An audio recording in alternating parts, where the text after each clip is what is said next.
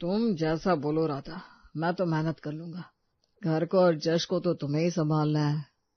तभी तो बोल रही हूँ मैं, बहुत सोचा मैंने, फिर ही बोल रही हूँ। गांव जाकर रहेंगे तो बेशक हम लोगों की जिंदगी अच्छी और आरामदायक हो जाएगी, लेकिन जश के लिए कोई फ्यूचर नहीं रहेगा। ये तो है। कहाँ गांव में बाबूजी के साथ बैठकर सिर्फ हिसाब करना, और कहाँ यहाँ शहर में 8 घंटे की नौकरी बजाना। मेरी भी सोचो, गांव में कितना आराम है, कुछ नहीं करना पड़ता, ना ही 1 रुपए का खर्चा। यहाँ तो झाड़ू पोछे से लेकर सब कुछ खुद करना है। महेश और राधिका ने अपना पूरा जीवन अपने बेटे जश पर कुर्बान कर दिया था। उनके लिए जीवन का एक ही सपना था, उनके इकलौते बेटे जश की अच्छी परवरिश और लालन पालन। घर की रसोई, दोपहर का समय। जश स्कूल से घर आता है तो सीधे माँ के पास जाता है। माँ सुनो ना, स्कूल में सारे बच्चे पिकनिक पर जा रहे हैं। सोमवार को हम सब मथुरा जाएंगे, कृष्ण जी का मंदिर देखेंगे और यमुना में नहाएंगे। अरे, और खर्चा? पिकनिक का पैसा तो होगा ना? माँ, फॉर्म में लिखा है 5,000 रुपए, पर तुम चिंता मत करो, मेरा दोस्त रोहित नहीं जा रहा है, उसके पास भी पैसे नहीं है। राधा का चेहरा पल भर के लिए उदास हो जाता है, वो चुप रहती है। अगले दिन सुबह जब महेश ऑफिस जाते हैं, राधा पड़ोस की महिलाओं के घर से कपड़े सिलवाई करने का काम मांगती है। भैया, मुझे कुछ कपड़े सिलवाई का काम दे दो ना, अच्छी तरह कर दूंगी। राधा, मेरे पास कुछ साड़ियां और सलवार है, तुम इन्हें ठीक कर दो।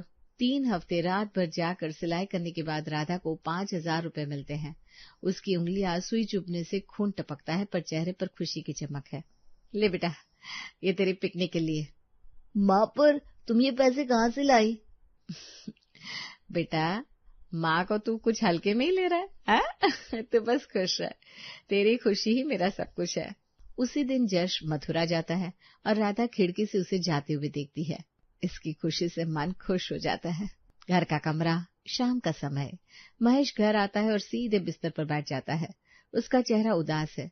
राधा खाना बनाते हुए महसूस करती है कि कुछ तो गलत है। महेश, तुम ठीक तो हो ना? चेहरा देखकर लग रहा है कुछ बात है। राधा, मेरी नौकरी चली गई।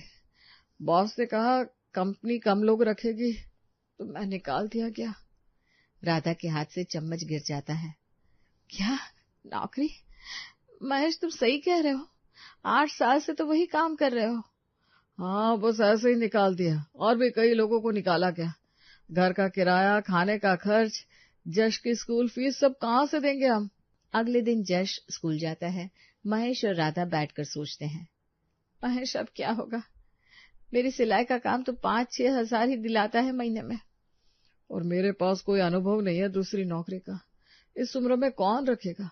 और जश की स्कूल फीस हर महीने 2,000 है, घर का किराया 3,000 है, कैसे करेंगे? तो क्या जश को स्कूल से निकाल दे?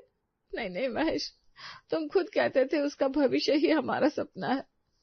मुझे पता है, पर पैसे तो नहीं है हमारे पास। मैं कल से कोशिश करूंगा, कहीं रिक्शा चलाऊं, कुछ दहाड़ी का काम कर लूं। तुम भी थोड़ी और मेहनत कर लो। ठीक है, हम दोनों मिलकर सब संभाल लेंगे। जश के लिए तो सब करना है हमें। दोनों खामोशी से एक दूसरे को देखते हैं। परेशानी का एक नया दौर शुरू हो चुका था। घर की रसोई सुबह 6 बजे। राधा और महेश सुबह सुबह रसोई में काम करने लगते हैं। टेबल पर तेल, मसाले, सब्जियां रखी हैं। राधा डिलीवरी एप्लीकेशन पर ऑर्डर देख रही है। महेश, आज तो 5 ऑर्डर आ गए। 2 बिरयानी, 1 डोसा की डिश, 1 छोले भटूरे और 1 समोसे की ट्रे। अरे वाह, ये तो अच्छी बात है। कल तो 3 ही आए थे। लगता है हमारा खाना आप लोगों को पसंद आने लगा है। राधा तेल गरम करती है। महेश आलू और प्याज काट रहे हैं। दोनों तेजी से काम करते हैं। 1 घंटे में सारा खाना तैयार हो जाता है। पैकिंग में डिब्बे भरे जाते हैं। डिलीवरी बॉय आता है और सब ले जाता है। इस दिन का 500 रुपया कमीशन, बाकी हमें मिल जाएगा। हाँ, महीने में तो अच्छे पैसे बन जाते हैं। किराया, खाना सब चल जाता है। हाँ, पर राधा, जश की बातों को सुनो तो। अगले दिन जश स्कूल से आता है और अपनी माँ से कहता है, माँ, मेरे सारे दोस्त ट्यूशन जा रहे हैं। मेरा गणित और अंग्रेजी बिल्कुल गड़बड़ा गया है, मुझे भी ट्यूशन जाना है। सर ने कहा नहीं तो परीक्षा में फेल हो जाऊंगा मैं। और ट्यूशन का खर्चा बेटा? सर ने कहा 2,000 महीने का। राधा का चेहरा बदल जाता है। महेश रात को घर आता है और सब सुनता है। 2,000? हमारे क्लाउड किचन से 4-5 हजार ही बचता है महीने में। तो क्या वो ट्यूशन नहीं जा सकता? पर सर तो क्या कहे, नहीं तो फेल हो जाएगा। ठीक है, मैं रात को रिक्शा चला लूंगा, दिन को क्लाउड किचन और रात को रिक्शा। पर महेश, तुम थक नहीं जाओगे? पूरी रात ड्राइविंग करके फिर दिन को खाना बनाना। राधा, जश का भविष्य है ना, हम दोनों ने तो ठान ही लिया है, जो भी करना पड़े। रात को 3-4 घंटे रिक्शा चला लेता हूँ, कम से कम 1000 तो बन ही जाता है। अगले दिन से महेश दिन भर क्लाउड किचन में काम करता, खाना तैयार करता, पैकिंग करता और शाम को नहा धोकर रिक्शा स्टैंड पर चला जाता। रात भर शहर की सड़कों पर भटकता और यात्रियों को घर घर पहुंचाता। बस कुछ साल और, जश की ट्यूशन, उसकी पढ़ाई, फिर देख लेंगे। घर में राधा सो नहीं पाती, रात भर सोचती है महेश कितना थक गया होगा, पर फिर भी जश की खुशी और उसका भविष्य ही सब कुछ है उनके लिए। शाम का समय, जश स्कूल से घर आता है, उसके हाथ में रिपोर्ट कार्ड है। राधा रसोई से निकलती है। माँ देखो ना मेरे मार्क्स। राधा ने रिपोर्ट कार्ड देखा। गणित में 92, अंग्रेजी में 88 और विज्ञान में 95। सारे विषयों में अंक बहुत अच्छे थे। अरे इतने अच्छे मार्क्स, मेरा बेटा तुम तो टॉप कर गए। माँ मैं क्लास में दूसरे नंबर पर हूँ और सर ने कहा मेरा गणित बहुत सुधर गया है। शाम को जब महेश रिक्शा चलाकर घर आता है तो राधा उसे रिपोर्ट कार्ड दिखाती है। देखो महेश, हमारा जश, कितना अच्छा रिजल्ट है। अरे वाह, 92 गणित में और 95 विज्ञान में। हाँ पापा, ट्यूशन सर ने बहुत अच्छी तरह समझाया और मैंने भी बहुत मेहनत की। महेश की आंखें नम हो जाती हैं। वो जश को गले लगा लेता है। बेटा, तुम्हारी मेहनत की बदौलत ही हम दोनों की सारी थकान दूर हो गई। तुम्हारी ये अंक ही तो हमारा इनाम है। हे भगवान, हमारे बेटे को ऐसे ही आगे बढ़ाते रहना। महेश और राधा एक दूसरे को देखते हैं। उनके चेहरे पर एक अलग ही खुशी है। रात की थकान, दिन की मेहनत सब भूल जाते हैं। जश की सफलता ही उनकी सबसे बड़ी जीत है। स्कूल के बाहर शाम का समय। जश अब 16-17 साल का हो गया है। स्कूल के गेट के बाहर वो अपने नए दोस्तों के साथ खड़ा है। राज, विक्की और सुमित, ये सब अमीर परिवारों के लड़के हैं। महंगी जींस, मोबाइल, सब कुछ है उनके पास। यार जश, तुम्हारे माँ बाप तो बहुत स्ट्रिक्ट है ना, हर दिन तुम्हें घर पर सिर्फ पढ़ाई करनी पड़ती है। हाँ, पर वो मेरे लिए ही करते हैं ना। अरे ये सब बकवास है भैया, माँ बाप बस अपना फर्ज निभाते हैं। तुम क्यों खैर खबरी में पड़ो, तुम बस अपनी जिंदगी जियो यार। देख, मेरे माँ बाप मुझे पैसे देते हैं, मैं बाइक भी चला सकता हूँ, मूवी में भी जा सकता हूँ, और तू सिर्फ घर में बैठा है। जश ठहर जाता है। उसके दिमाग में ये बातें घर कर जाती है। सुन जश, तुम्हारे माँ बाप ने तुम्हें पैदा किया है तो खर्च करना उनका फर्ज है। इसमें क्या मेहनत की बात है, सारे माँ बाप करते हैं।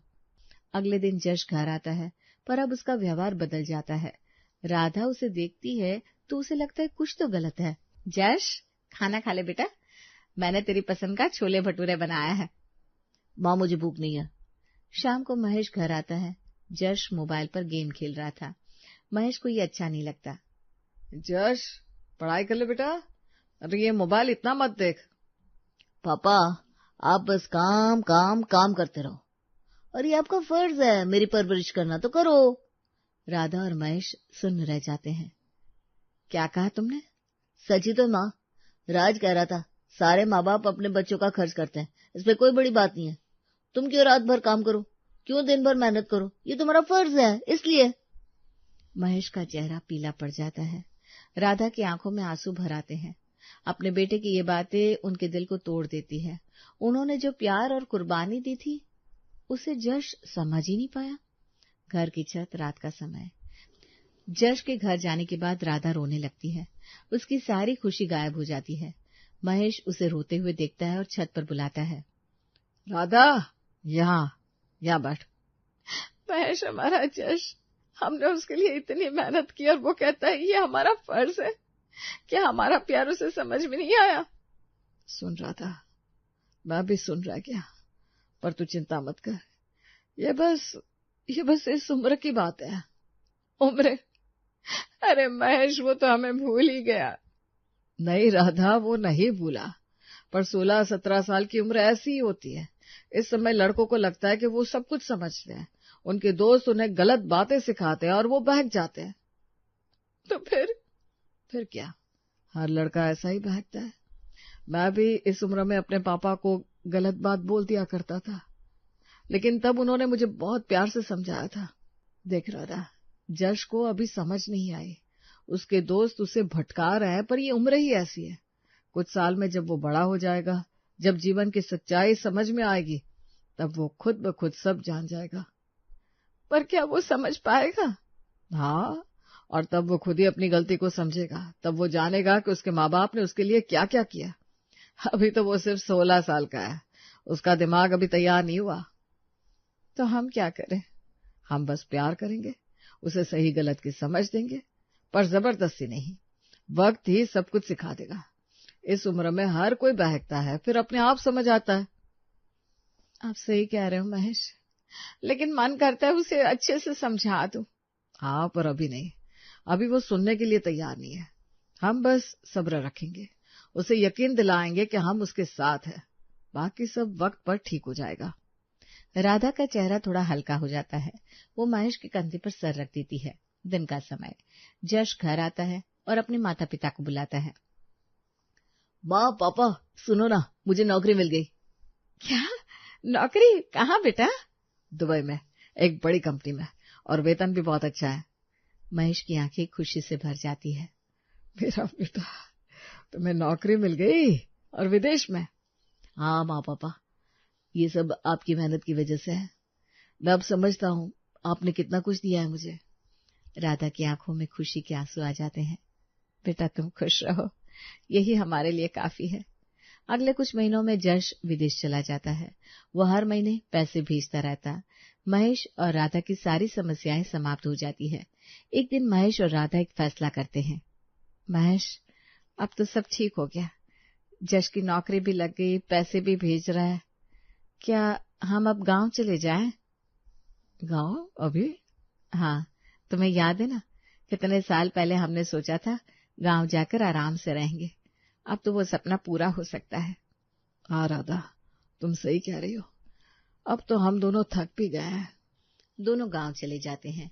महेश के पिता अब भी वहां खेती करते हैं। घर बहुत बड़ा है, आंगन में आम का पेड़ है। राधा, देखो कितना शांत है यहाँ, कोई भाग दौड़ नहीं, कोई चिंता नहीं। हाँ महेश, अब तो हम यहीं शांति से रह सकते हैं। जश की चिंता भी नहीं रहेगी, उसकी नौकरी भी अच्छी है। गांव में उनको फिर वही जिंदगी मिल जाती है। सुबह पक्षियों की आवाज, शाम को बाग में घूमना, खेतों में हरियाली। राधा, याद है ना, 8 साल पहले हम यही बैठकर सोच रहे थे जश का भविष्य क्या होगा। हाँ महेश, और देखो अब वो भविष्य बन गया। हमारा बेटा विदेश में अपना जीवन बना रहा है और हम दोनों अब यहाँ शांति से अपनी बाकी जिंदगी बिता सकते हैं। हमारी कड़ी मेहनत का फल मिल गया। गांव में रहते हुए महेश और राधा को हर दिन जश का फोन कॉल आता रहता। जश उन्हें बताता है कैसे उसकी नौकरी ठीक है, उसने एक अपार्टमेंट किराए पर लिया है, सब ठीक है। महेश और राधा की जिंदगी अब पूरी हो गई। उन्होंने अपने बेटे को एक बेहतर भविष्य दे दिया और अब वो खुद भी अपनी जिंदगी जी सकते हैं। गांव का घर, शाम का समय, महेश और राधा आंगन में बैठे हैं। सूरज डूब रहा है। ठीक उसी समय जश की वीडियो कॉल आती है। अरे, जश का कॉल। महेश मोबाइल लेता है। स्क्रीन पर जश दिखता है और उसके साथ एक लड़की भी है। दोनों हंस रहे हैं। ये कौन है बेटा? माँ पापा, मैं तुम्हें किसी को मिलवाना चाहता हूँ। कौन है ये? ये मेरी पत्नी है, मैंने शादी कर ली है। राधा और महेश सुन्न रह जाते हैं। मोबाइल उनके हाथ से लगभग गिरते गिरते बजता है। क्या शादी? जश, तुमने बिना हमें बताए शादी कर ली? माँ, मैं जानता हूँ तुम्हें ये सब अचानक लग रहा होगा, पर मैं इस बारे में बहुत समय से सोच रहा था। सोच रहे थे और हमें कभी कहा भी नहीं। हम तुम्हारे माता पिता हैं जश, हमारा कोई हक नहीं था। पापा, मैं बड़ा हूँ, मेरे अपने फैसले हैं, मैं अपनी जिंदगी चला सकता हूँ। बेटा, हम तो सिर्फ तुम्हारे लिए सब कुछ करते आए।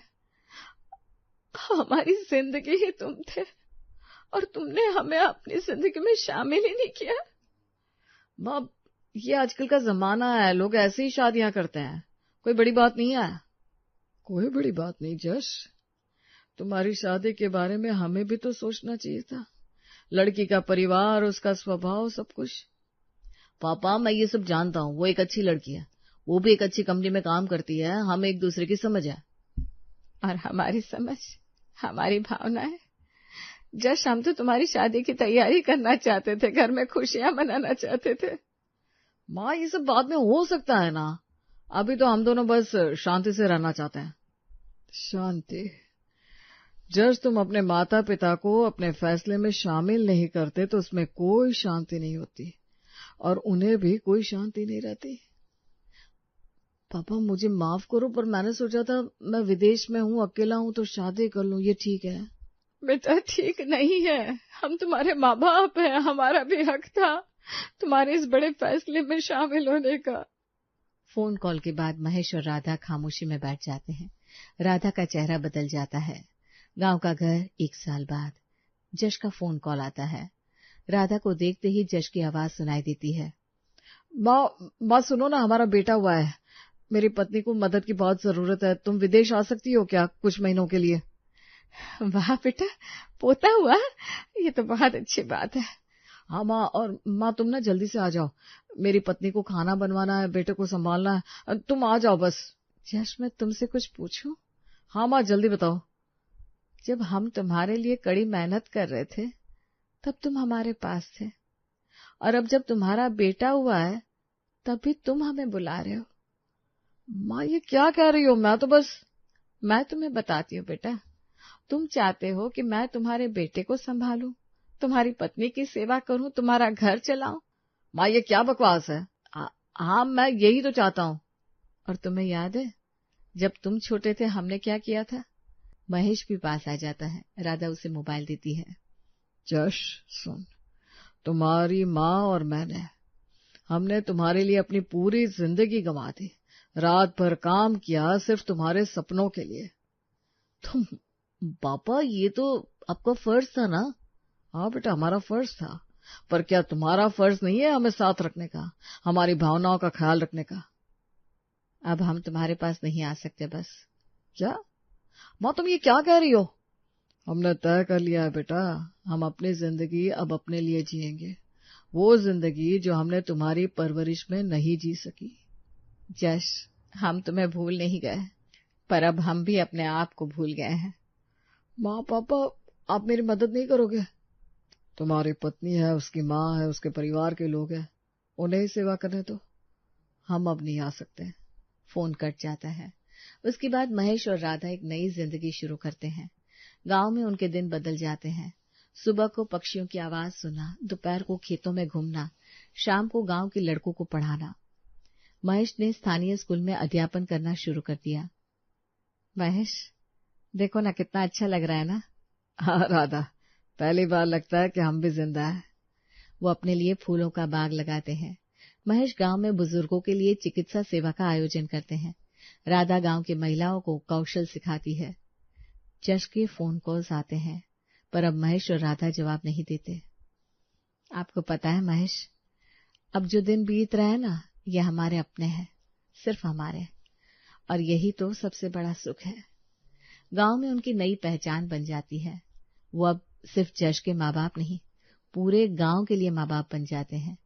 महेश और राधा ने अंत में समझ लिया था कि अपने लिए जीना वो भी कितना जरूरी है, और ये सीख उन्हें अपने बेटे ने ही दी थी।